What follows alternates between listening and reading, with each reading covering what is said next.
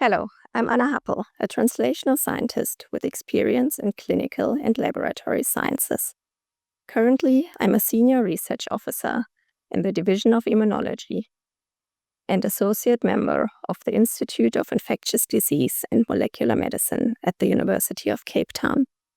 I recently became the academic lead of the Microbial Interactions Lab at our institute and will present my leadership project that was centered around establishing the lab as a core platform to explore microbe host dynamics, shaping women's health across the life course.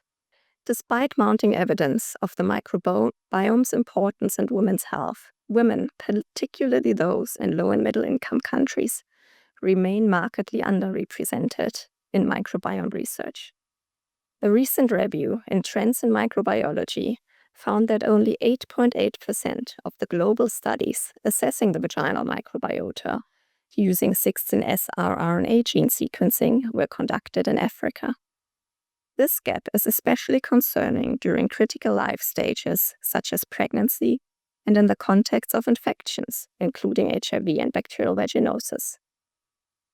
There is an urgent need for locally led, context-specific research capable of capturing the complex ways microbial communities shape women's health, immunity, and responses to treatment. At the Microbial Interactions Lab, our goal is to build a vibrant, collaborative research platform, one that supports diverse scientific efforts to understand how microbe-host interactions shape the health of African populations across the life course. Over the year, we've built strong core capabilities, from advanced culturomics under both aerobic and anaerobic conditions, to real-time microbial growth assays, microbial host co-culture systems, and high-throughput microbiome sequencing preparations.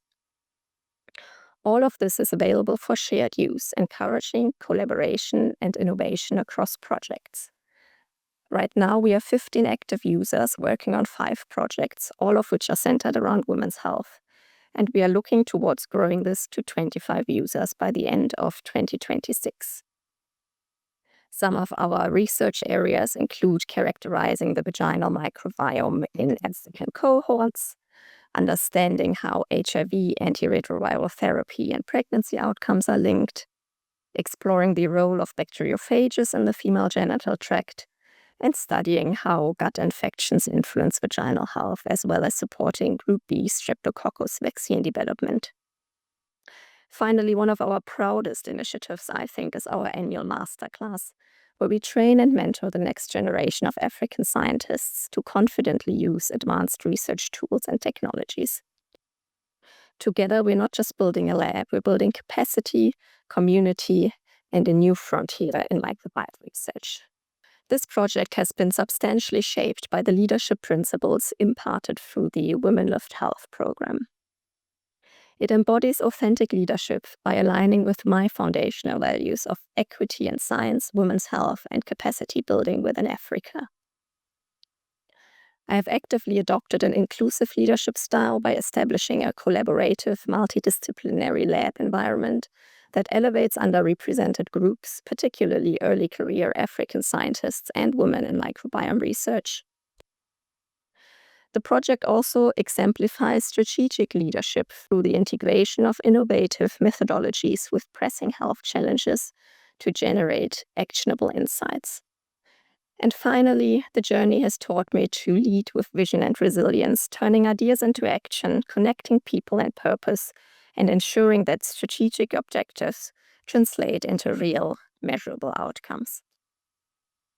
As I look ahead, I believe the future of microbiome science in Africa shines brightly. This journey has really shown how authentic, inclusive, strategic, and impactful leadership can translate vision into tangible process. We are building an African future where women scientists lead with confidence, shaping health research that reflects our realities and priorities.